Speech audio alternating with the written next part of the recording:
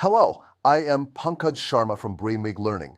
In this video, we will solve the equation x plus 3, x plus 5, x plus 7, x plus 9 equals 9 using the easiest method with smart grouping and substitution. Step 1. Group the factors so the constant terms add to the same value. We pair x plus 3 with x plus 9 and x plus 5 with x plus 7. Each pair sums to 12, which makes the expansion clean. Now expand each pair. The first pair becomes x squared plus 12x plus 27. The second pair becomes x squared plus 12x plus 35.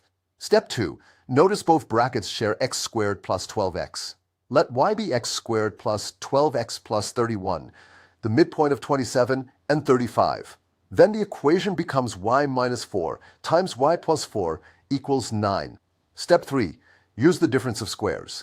Y squared minus 16 equals 9, so y squared equals 25, and y equals plus or minus 5. Step 4. Substitute back. First, y equals 5.